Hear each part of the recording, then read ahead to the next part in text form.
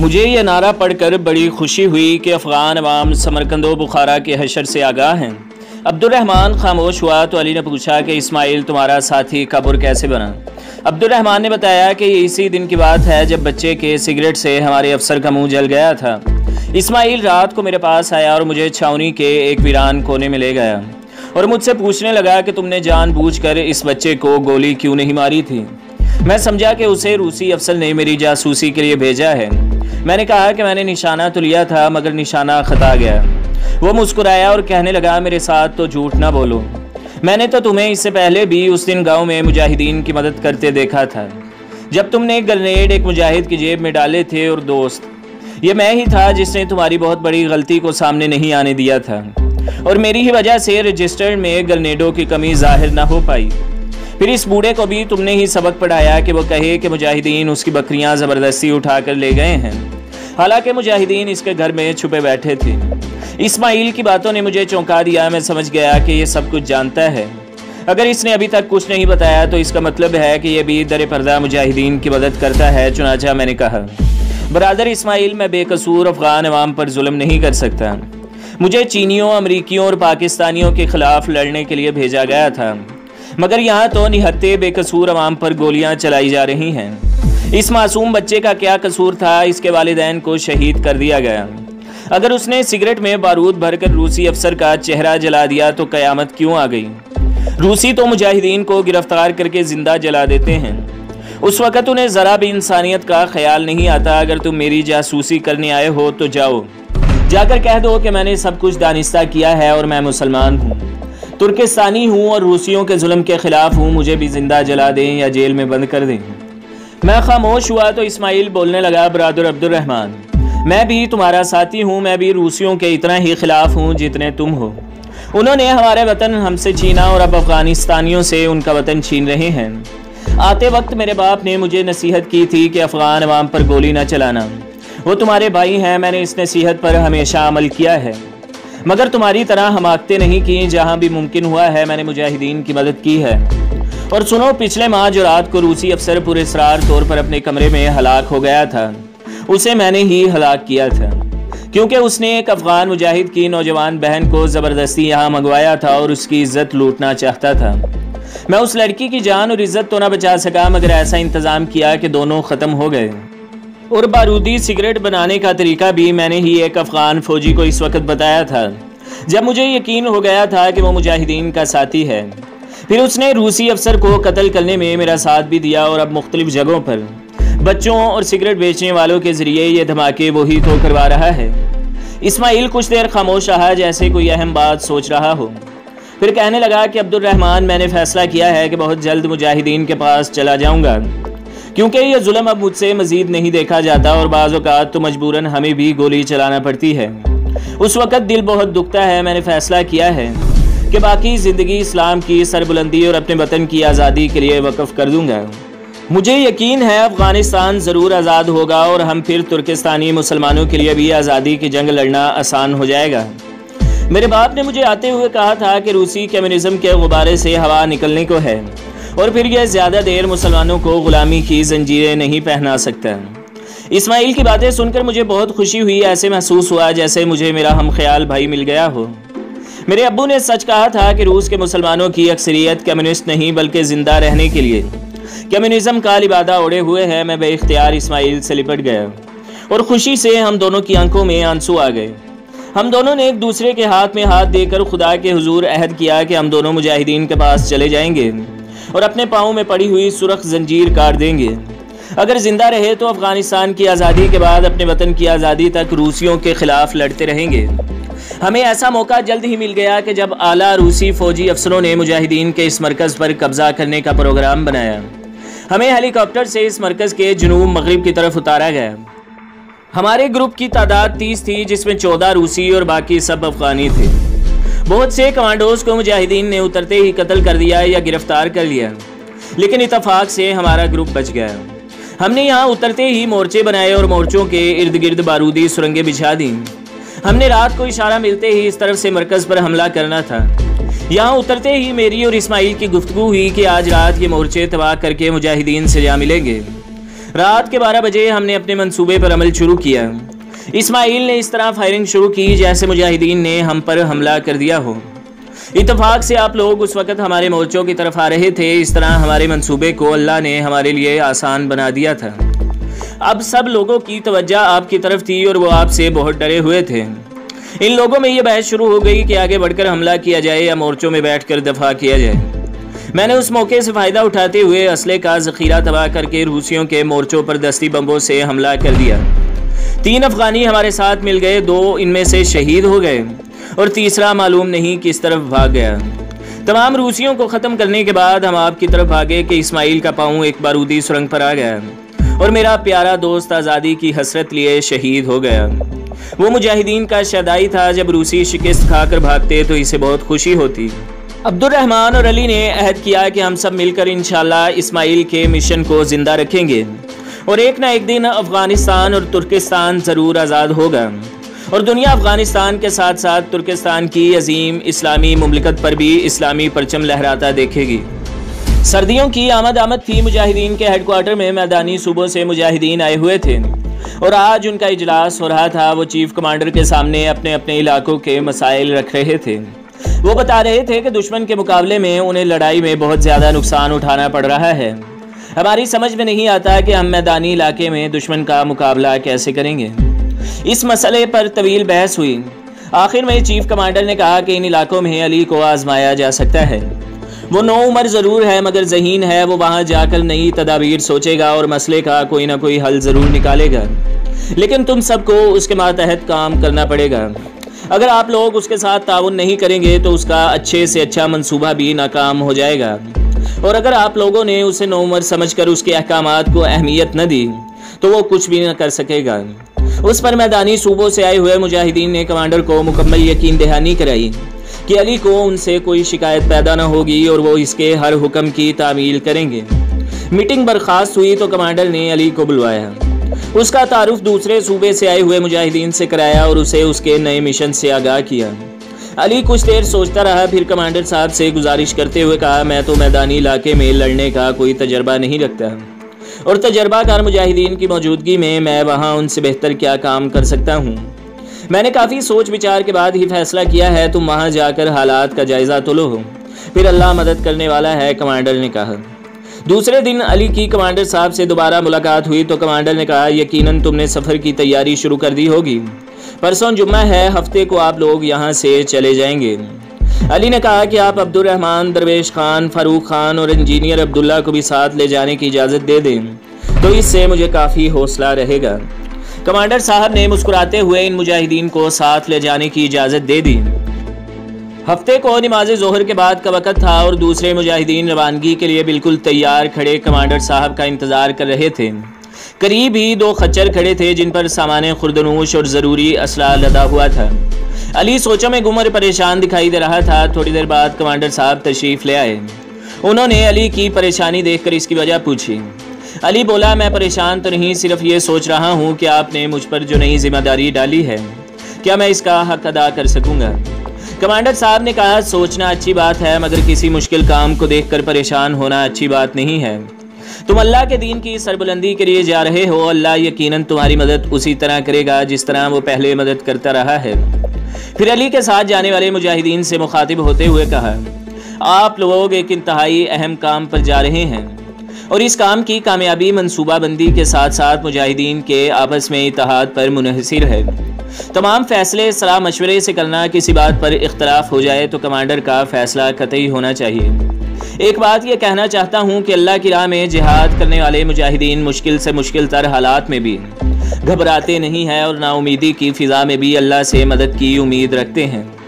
इसलिए जब कोई मुश्किल वक़्त आ जाए तो अल्लाह ही से मदद की दुआ करना, क्योंकि वही हम सब का बड़ा मददगार है। इसके बाद सब ने हाथ उठाकर अल्लाह से दुआ की। कमांडर साहब सब मुजाहिदीन से गले मिले और फिर मुजाहिदीन का ये काफ़िला अल्लाहु अकबर और नसरुम मिनल्लाहि व फतहुन करीब के नारे लगाता हुआ गूंज में रुखसत हो गया। ये काफ़िला 10 मुजाहिदीन पर मुश्तमिल था। मरकज़ से रवाना हुए तीसरा दिन था और सुबह 9 बजे का वक़्त था। जूँ ही वो पहाड़ी नाले से निकलकर तंग वादी में दाखिल हुए। एक पहाड़ी के दामन में उन्हें अफराद का एक जमघटा नजर आया। अली उन्हें देखकर फौरन रुक गया और उसने दूसरे मुजाहिदीन को भी आगे जाने से रोक दिया। वो अकेला ही थोड़ा सा आगे गया तो मालूम हुआ कि ये लोग मुजाहिदीन ही के हामी हैं। वहाँ जाकर मालूम हुआ कि एक बूढ़ा पहाड़ी को खोदना चाहता है, दूसरे लोग उसे रोक रहे हैं, बल्कि उसका खूब मजाक भी उड़ा रहे हैं। अली ने पूछा कि भाई असल मामला क्या है, तो आप लोग इस बूढ़े का मजाक क्यों उड़ा रहे हैं? वहाँ खड़े लोगों में से एक बोला, ये बूढ़ा पागल हो गया है, कहता है कि इसके बीवी बच्चे इस पहाड़ी के अंदर हैं। हमारे ख्याल में अगर वो पहाड़ी के अंदर हों भी तो वो जिंदा नहीं होंगे। हमने उसे बेहतर समझाया है मगर हमारी बात सुनता ही नहीं है। अली ने बूढ़े से पूछा, बाबा आखिर तुम इस पहाड़ी को क्यों खोदना चाहते हो और एक कस्सी से कैसे खोद लोगे? इन लोगों की बात सच है कि तुम्हारी बीवी बच्चे इस पहाड़ी के अंदर अगर हों भी तो वो जिंदा नहीं होंगे। बूढ़े ने बताया, बेटा बात ये नहीं है कि वो जिंदा हैं या मुर्दा हैं, मैं उन्हें यहाँ से निकाल कर कब्रिस्तान में ले जाकर दफन करना चाहता हूँ और ये लोग मेरी मदद करने की बजाय मेरा मजाक उड़ा रहे हैं। बाबा ने कहा, क्या आप सारा वाकया सुना सकते हैं कि तुम्हारे बीवी बच्चे इस पहाड़ी के अंदर कैसे दब गए? अली ने पूछा। बूढ़ा कुछ देर आंखें बंद किए सोचता रहा, फिर बताने लगा, बेटा मेरी दास्तान दूसरे मजलूम अफगानों से मुख्तलिफ नहीं है। मेरा गांव यहाँ से 2 मील दूर शुमाल की तरफ पहाड़ों की दूसरी जानिब वाक़े है। आज से 3 साल पहले हम इस गांव में बड़ी पुरसकून ज़िंदगी गुजार रहे थे। हमारी वादी बहुत ही खूबसूरत और सरसब्ज वादी थी। सेब, अंगूर, अखरोट, चलगोज़े के बड़े बड़े खूबसूरत बागात थे और यहाँ के रहने वाले खुशहाल ज़िंदगी के मज़े ले रहे थे। रूस ने अफ़गानिस्तान पर कब्ज़ा कर लिया मगर इसके बाद भी कई साल तक हमारा गांव रूसी फ़ौज की लाई हुई तबाही और बर्बादी से महफूज रहा। इर्द गिर्द के देहात के लोग दूसरे इलाकों में रूसी फ़ौज के मुजालिम का सुनकर पाकिस्तान हिजरत कर गए। उन्होंने हमें भी समझाया कि रूसी फ़ौज का कोई एतबार नहीं है कि कब किस गांव को तबाह करने के लिए आ जाए, इसलिए आप लोग भी पाकिस्तान हिजरत कर जाएं। मगर हमारा दिल न चाहा कि हम अपने खूबसूरत घर, बागात, खेत और चरागाहें छोड़कर दूसरे मुल्क चले जाएं। बूढ़ा थोड़ी देर के लिए खामोश हुआ, एक हसरत बरिया खींची और फिर कहने लगा, और फिर वही हुआ। एक सुबह दुश्मन के 8 दर्जन तैयारे बमबारी करने आ पहुँचे। बम, रॉकेट और मिसाइल ओलों की तरह गाँव पर गरजने लगे। देखते ही देखते खूबसूरत गाँव मलबे का ढेर बन गया। जूँ ही तैयारे वापस गए, जिंदा बच जाने वाले लोग गाँव से भाग खड़े हुए। मेरा बेटा और बहू भी शहीद हो गए। दोनों छोटे बच्चे और बीवी बच गए। मैं उन्हें लेकर यहाँ आ गया। इस पहाड़ी के अंदर एक छोटा सा गार था। मैंने बीवी बच्चों को गार के अंदर बिठाया और गांव वापस चला गया ताकि ज़ख्मियों की मदद कर सकूं और शहीद होने वालों को दफना सकूं। गांव में जगह जगह आग लगी हुई थी। मैं भी दूसरे अफराद के साथ मिलकर ज़ख्मियों को मलबे के नीचे से निकालने लगा। अभी हम शहदा को दफनाने और ज़ख्मियों की इमदाद से फारिग नहीं हुए थे कि दुश्मन के जहाज़ एक दफ़ा फिर आ गए। हम पनाह की तलाश में पहाड़ों की तरफ भागे। बस्ती पर, पहाड़ों पर हर तरफ बम ही बम गिर रहे थे। मैं गिरता पड़ता एक पहाड़ तक पहुंच गया कि एक बम मेरे करीब फटा। मैं ज़मीन से उछला और दूर जा गिरा। फिर क्या हुआ मुझे कुछ इल्म नहीं। जब मुझे होश आया तो मैं अस्पताल में था। मैंने अपने इर्द गिर्द देखा, गाँव के कई अफराद भी बिस्तरों पर ज़ख्मी हालत में पड़े थे। मुझे अपने बीवी बच्चों की फिक्र थी, न जाने इनका क्या बना। मैंने अपने करीब दाएं बाएं लेटे हुए ज़ख्मियों से पूछा मगर किसी को कुछ मालूम नहीं था। डॉक्टर से पूछा तो इसने कहा, कल वो फौजी आएंगे जो तुम्हें यहाँ पकड़ कर लाए थे। इनसे पूछना। दूसरे दिन वो फौजी आए। मैंने उनसे पूछा तो उन्होंने बताया कि जहाँ तुम ज़ख्मी हालत में पड़े मिले थे उनके करीब हमें कोई औरत मिली ना कोई बच्चा। उनका जवाब सुनकर मैंने सुख का सांस लिया कि चलो अल्लाह का शुक्र है कि मेरे बीवी बच्चे इन जालिमों से बच गए। मेरा ख्याल था कि वो गार से निकलकर पाकिस्तान हिजरत कर गए होंगे। मैं अस्पताल में 2 माह पड़ा रहा। ठीक हुआ तो मुझे तफ्तीश के लिए जेल ले जाया गया। वहाँ पहले नरमी और फिर सख्ती से पूछा जाने लगा कि बताओ तुम्हारा मुजाहिदीन से क्या ताल्लुक़ है। फिर वो तशद्दुद शुरू हुआ जिसके बारे में सोचते ही मेरे रोंगटे खड़े हो जाते हैं। ये तशद्दुद एक मुझ पर ही नहीं हो रहा था, मेरी आंखों के सामने कई दूसरे कैदी इस नाकाबिले बर्दाश्त तशद्दुद की ताब न लाकर शहीद हो गए। ये देखो मेरे हाथ जंबूरों से, मेरे नाखून जड़ों से उखाड़ दिए गए, पुश्त से कमीज़ उठाते हुए, और ये देखो कहाँ कहाँ मेरा गोश्त नोचा गया।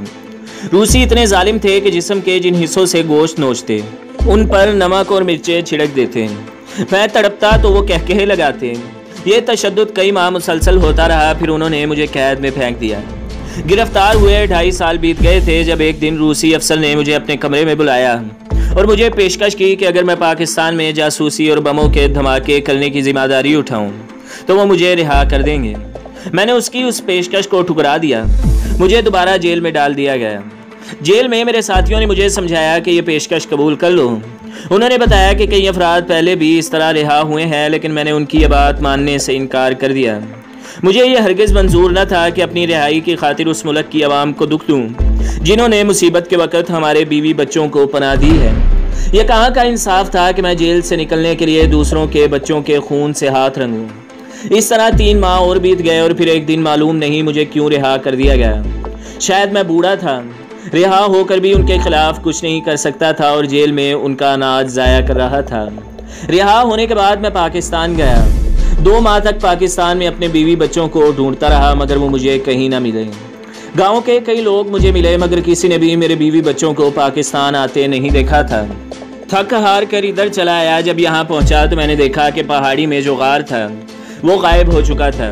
पहले तो शक हुआ कि शायद वो पहाड़ी ही नहीं, लेकिन मेरी यादाश्त इतनी भी कमज़ोर न थी। सारी ज़िंदगी इसी इलाके में गुजारी थी। रूस के तैयारों की वहशियाना बमबारी ने अगर इलाके की शक्ल बिगाड़ दी थी तो इसका मतलब ये तो नहीं कि जगह भी बदल गई हो। मैंने पहाड़ी का गौर से जायज़ा लिया। ये वही पहाड़ी थी, मगर बमबारी से गार का मुंह बंद हो चुका था और वहाँ झाड़ियाँ उगाई थीं। ये देखकर मुझे यकीन हो गया कि मेरे बीवी बच्चे अंदर दबकर शहीद हो चुके हैं। पहले तो सोचा कि उन्हें गार के अंदर ही दबा रहने दूँ, फिर दिल में ख्याल आया कि मुमकिन है वो लोग गार में न हों, मुमकिन है वो जिंदा हों और किसी दूसरी जगह रह रहे हों। यही शक दूर करने के लिए मैंने गार को खोदने का फैसला किया, बजाय इसके कि ये लोग मेरी मदद करते उल्टा मेरा मजाक उड़ाने लगे। बेटा तुम ही बताओ मैं क्या करूं? अगर गार खोदने के बाद वो नहीं मिलते तो मैं उनकी तलाश जारी रखूंगा। अगर उनकी लाशें मिल जाती हैं तो मुझे यकीन हो जाएगा कि वो अब दुनिया में नहीं रहे और यूं मेरे दिल को सुकून मिल जाएगा। बूढ़े ने अपनी दर्द भरी दास्तान ख़त्म की तो वहाँ खड़े लोगों में बहुत सौ की आंखें पुरनम हो चुकी थीं। अली ने कहा, बाबा तुम्हारी दास्तान सुनकर बहुत दुख हुआ। यहाँ अफगानिस्तान में हर दूसरा फर्द तुम्हारी ही तरह दुखी है। बाज़ के वालिदैन शहीद हो गए और बाज़ की औलाद, बाज़ अपने माँ बाप की शहादत पर दुखी हैं और बाज़ अपनी औलाद के बिछड़ने पर गमगीन। गार खोदने में हम तुम्हारी मदद करेंगे। इसके बाद अली और दूसरे मुजाहिदीन ने गार के मुंह से मलबा हटाना शुरू कर दिया। उनकी तरफ देखकर बाज दूसरे अफराद भी इस काम में शरीक हो गए। उन्होंने सुबह 10 बजे मलबा हटाना शुरू किया। अब 1 बज चुका था, मगर अभी तक किसी इंसानी जिस्म के निशान न मिले थे। सब साथियों ने दोपहर के खाने और नमाज के लिए वक्फा किया। खाना क्या था? रात की रोटी के बचे हुए टुकड़े थे जिन्हें उन्होंने चाय के कहवे के साथ खाया। नमाज के बाद मलबा हटाने का काम दोबारा शुरू कर दिया गया। असर का वक़्त करीब था जब बूढ़े ने उठकर ऊंची आवाज़ में कहा, रुक जाओ, वो मिल गए। बूढ़े की आवाज़ सुनकर सब उसकी तरफ मुतवज्जा हो गए। बूढ़े ने उन्हें इशारे से करीब बुलाया और उंगली से इशारा करके बताने लगा, ये देखो मेरी बेटी गुलबानो का हाथ है। सब ने गौर से देखा तो मिट्टी में चंद उंगलियां नजर आ रही थीं। फिर सब लोगों ने अली की हिदायत पर मिट्टी को छोटी छोटी लकड़ियों से आहिस्ता आहिस्ता हटाना शुरू किया ताकि लाशों को कोई नुकसान न पहुँचे। थोड़ी देर बाद मंजर साफ हो गया। वहाँ एक बूढ़ी औरत, एक बच्ची और एक बच्चे की लाशें अकड़ी हुई थीं। सबके कपड़े बिल्कुल सही मालूम हो रहे थे। औरत ने सर पर चादर ओढ़ी हुई थी, जैसे उसने गार से बाहर किसी आदमी से पर्दा किया हुआ हो। वो अपने बच्चों की तरफ देख रही थी और इसके हाथ अपने बच्चों की तरफ उठे हुए थे और इसी हालत में अकड़ गए थे। बच्ची के सर पर भी मोटे कपड़े का दुपट्टा था और बालों को अफगानिस्तान के देहात के मखसूस अंदाज में गोंदा गया था। बच्चे के सर पर टोपी थी। गर्दन मिट्टी के बोझ से नीचे को थोड़ी सी झुकी हुई थी। दोनों बच्चों के हाथ अपनी माँ की तरफ उठे हुए थे। शायद जिंदगी के आखिरी लम्हात में मदद के लिए वो एक दूसरे की तरफ लपके हों और इसी हालत में उनको मौत आ गई। उन्हें देखकर ऐसे मालूम हो रहा था जैसे टेलीविजन पर किसी मंजर को एक्शन में साकिन कर दिया गया हो। करीब से देखने पर भी उनके चेहरों पर मौत के कोई आसार नजर न आते थे। वो ऐसे दिखाई दे रहे थे जैसे सकते की हालत में हो और अभी थोड़ी देर बाद बोलने लगेंगे। 3 साल गुजरने के बावजूद अभी तक मिट्टी ने उनके जिस्मों को खाया न था, न उनके कपड़े गले सड़े थे। ये मंजर एक तरफ ईमान अफरोज था और दूसरी तरफ मजलूमियत की वो तस्वीर जिसे पत्थर दिल इंसान भी देख कर रो पड़े। बूढ़ा ज़ारो कतार रोने लगा और वहाँ खड़े हर फर्द की आंखों से आंसू रवां हो गए। थोड़ी देर बाद बूढ़े के आंसू थमे तो वो अपनी बेटी की तरफ इशारा करके बताने लगा, एक दिन मौलवी साहब ने जुम्मे के खुतबे में जिहाद पर तकरीर की और लोगों को बताया कि रूसियों के खिलाफ अब जिहाद फ़र्ज हो चुका है। मेरी इस बेटी ने भी ये बात सुनी, रात को मुझसे पूछने लगी, बाबा जिहाद क्या होता है? मैंने उसे बताया कि बेटा, अल्लाह की राह में उसके दीन की हिफाजत और सरबुलंदी और वतन की आज़ादी के लिए काफिरों से लड़ाई करने को जिहाद कहते हैं। मेरी बात सुनकर उसने बड़ी मासूमाना अंदाज में कहा, बाबा, मौलवी साहब ने तो कहा था कि काफिरों ने हमारे मुल्क पर कब्जा कर लिया है और काफिर रूसी मस्जिदें भी शहीद कर रहे हैं, फिर आप उनसे लड़ने क्यों नहीं जाते? मैंने उसे तसल्ली देने के लिए कहा, बेटी ज़रूर जाऊंगा। बाबा, मुझे भी साथ ले जाओगे ना? मैं भी काफिरों के खिलाफ लड़ूंगी। और फिर मेरे जवाब से पहले ही बोल पड़ी, बाबा, अगर मैं काफिरों से लड़ती हुई मारी गई तो अल्लाह मुझसे खुश हो जाएगा ना, और मुझे भी जन्नत में जगह देगा। ये बताकर बूढ़ा एक दफ़ा फिर रोने लगा। बूढ़े की बेटी की बातें सुनकर अली को भी अपनी बहन साइमा बहुत याद आई, और वो भी एक तरफ जाके सर घुटनों पर रख कर बेख्तियार रोने लगा। वो सोचने लगा कि मैंने अपनी माँ से कहा था कि मैं अपनी बहन के खून के एक एक कतरे का बदला लूँगा, मगर यहाँ तो हर तरफ रूसियों ने खून के दरिया बहा दिए हैं। रूसियों के जुल्म इस कदर ज़्यादा हैं कि अगर पूरी रूसी फौज को भी कत्ल कर दिया जाए तो शायद फिर भी बदला पूरा ना हो सके। अली ने एक दफ़ा फिर दिल ही दिल में अपने अहद को दोहराया कि ऐ अल्लाह, मैं अपनी ज़िंदगी के आखिरी सांस तक इंसानियत को रूसियों के जुल्म से निजात दिलाने के लिए लड़ता रहूँगा। अली ने अपने आप को संभाला और बूढ़े को तसल्ली दी। फिर सब ने तीनों शहीदों की लाशों को कब्रिस्तान में ले जाकर दफनाया और वापस उसी जगह आकर रात बसर करने का इंतज़ाम करने लगे। सुबह नाश्ता करने के बाद अली और उसके साथी आगे की तरफ रवाना होने लगे तो बूढ़े ने उनसे कहा कि मैं भी आपके साथ चलूँगा। मैं अगर और कुछ न कर सका तो आप लोगों का खाना वगैरह तैयार कर दिया करूँगा। अली ने बूढ़े को भी साथ ले लिया। उन्हें चलते हुए 2 घंटे भी नहीं हुए थे कि दुश्मन के 4 हेलीकॉप्टर आते नजर आए। अली ने मुजाहिदीन को फौरन महफूज जगहों में छुपने और पोजीशनें संभालने को कहा। खच्चरों को एक झुंड में खड़ा कर दिया गया। इतने में हेलीकॉप्टरों से बमबारी शुरू हो गई। अली और इसके साथियों के पास ऐसा कोई हथियार नहीं था जिससे वो हेलीकॉप्टरों को निशाना बना सकते। हेलीकॉप्टर बमबारी करके गए तो जेट तैयारे आ पहुंचे। तैयारों की बमबारी तबाहकुन थी। शायद इस बमबारी से मुजाहिदीन को बहुत ज़्यादा नुकसान पहुंचता, मगर खच्चर मुजाहिदीन को बचाए गए। जो ही तैयारे आए, खच्चर दरख्तों के झुंड से निकलकर भाग खड़े हुए। तैयारों ने बम खच्चरों के इर्द गिर्द गिराने शुरू कर दिए। दोनों ही खच्चर हलाक हो गए। अभी तैयारे फिजा ही में परवाज कर रहे थे कि टैंकों की गड़गड़ाहट सुनाई दी। अली ने तमाम मुजाहिदीन से कहा कि जल्द अज जल्द पहाड़ पर चढ़ने की कोशिश करो। तमाम मुजाहिदीन झाड़ियों और दरख्तों की ओट में छुपकर रेंगते हुए पहाड़ पर चढ़ने लगे। खच्चर हलाक हो चुके थे, इसलिए सामाने खुर्दनोश भी मुजाहिदीन को उठाकर ले जाना पड़ रहा था। पहाड़ पर दरख्त बहुत थे, इसलिए मुजाहिदीन तैयारों की नज़र में आए बगैर पहाड़ पर चढ़ गए। दरख्तों के एक झुंड के नीचे अली ने तमाम मुजाहिदीन को इकट्ठा किया और आइंदा के इक़दामात के बारे में मशवरा मांगा। बूढ़े मुजाहिद का ख्याल था कि कल जब हम गार का मलबा हटा रहे थे, वहाँ कोई दुश्मन का जासूस था जिसने आपकी आमद की इतला रूसियों को कर दी है, वरना यहाँ करीब कोई गांव है न कोई मुजाहिदीन का मरकज़। सब मुजाहिदीन ने बूढ़े की बात से इत्तफाक किया। अली ने मुजाहिदीन से कहा कि अगरचा हमारे पास हमला रोकने और मुकाबला करने के लिए मुनासिब असला नहीं, लेकिन जो असला भी है इससे हम आखिरी दम तक लड़ेंगे। अली ने 2-2 मुजाहिदीन के ग्रुप बनाकर 5 मुख्तलिफ जगहों पर उन्हें बिठा दिया। मुजाहिदीन या तो पत्थरों और झाड़ियों की ओट में थे या फिर उन गढ़ों में बैठे थे जो बमों के फटने से बन गए थे।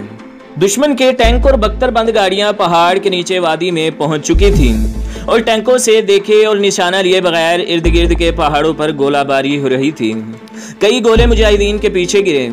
खासी देर तक गोलाबारी करने के बाद दुश्मन के फौजी बख्तरबंद गाड़ियों से बाहर निकले और दोनों अतराफ से पहाड़ों पर चढ़ने लगे। अब मुजाहिदीन के पास सिवाय मुकाबले के कोई रास्ता न था। मुजाहिदीन की फायरिंग से रूसी दरख्तों की ओट में छुपने लगे और जो रूसी सामने वाले पहाड़ पर चढ़ रहे थे वो भी नीचे की तरफ दौड़े। अब मुजाहिदीन के मोर्चों की निशानदही हो चुकी थी और दुश्मन की सारी फौज बड़ी मंसूबाबंदी से पहाड़ पर चढ़ रही थी। मुजाहिदीन के पास असला बहुत थोड़ा था। रूसियों को भी शायद इसका इल्म था। जो ही मुजाहिदीन फायरिंग करते वो या तो दरख्तों की ओट में छुप जाते या फिर बख्तरबंद गाड़ियों के पीछे हो जाते। फायरिंग बंद होती तो फिर ऊपर चढ़ना शुरू कर देते। आहिस्ता आहिस्ता मुजाहिदीन के पास असला ख़त्म हो गया।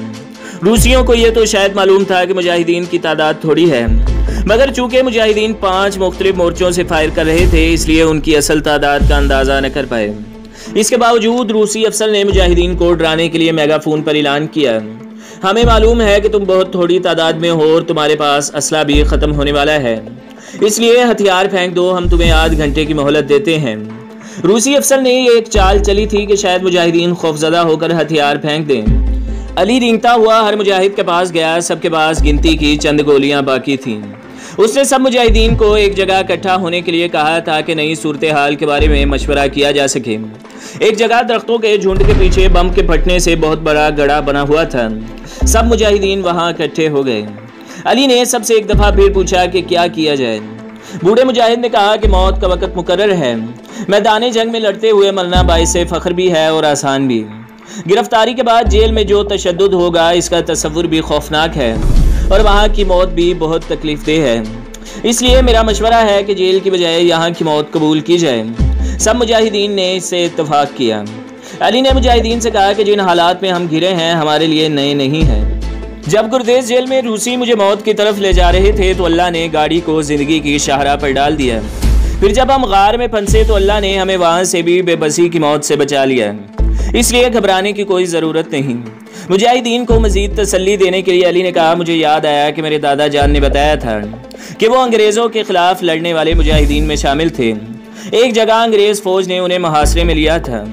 असले के साथ साथ सामान खुर्दनोश भी ख़त्म हो गया, लेकिन मुजाहिदीन ने फिर भी हिम्मत न हारी और अल्लाह से मदद के लिए दुआ मांगी। दुआ के थोड़ी देर बाद ज़बरदस्त तूफ़ान आया और अंग्रेज़ी फ़ौज पर पत्थरों की बारिश होने लगी। पत्थरों की इस बारिश से कई फ़ौजी ज़ख्मी हुए और कई मारे गए और बाकी खौफजदा होकर भाग गए। इसलिए दोस्तों, आओ हम भी मिलकर अल्लाह से दुआ करें कि वो हमें इस मुश्किल से निकाले। ये वाक़या शुमाली वज़ीरिस्तान में गयूर शरीफ के इलाके में पेश आया था। फिर सब मुजाहिदीन अल्लाह से रो रो कर दुआ मांगने लगे। ऐ अल्लाह, हमें मौत का गम नहीं, इसलिए कि तेरे अपने इरशाद के मुताबिक शहादत से बेहतर कोई मौत नहीं है। लेकिन हम इस मुश्किल वक़्त में जिहाद जारी रखने के लिए तुझसे मदद के तलबगार हैं। ऐ अल्लाह, तू हमारी इस तरह मदद कर जिस तरह तूने हमारे बुजुर्गों की मदद की थी, जिस तरह जेल में मदद की थी, जिस तरह गार में मदद की थी। ऐ अल्लाह, दुश्मन को इसी तरह तबाह कर दे जिस तरह तूने अबरहा के हाथियों के लश्कर को अबाबीलों के ज़रिए तबाह किया था। ऐ अल्लाह, हमें इस मुश्किल वक़्त में इस्तकामत और सब्र अता फरमा। तो दोस्तों, अगली किस्त देखने के लिए हमारे चैनल को सब्सक्राइब करें, वीडियो को लाइक करें और बेल के आइकॉन को भी दबा दें ताकि हर जो आने वाली वीडियो है वो आपको सबसे पहले मिलती रहे।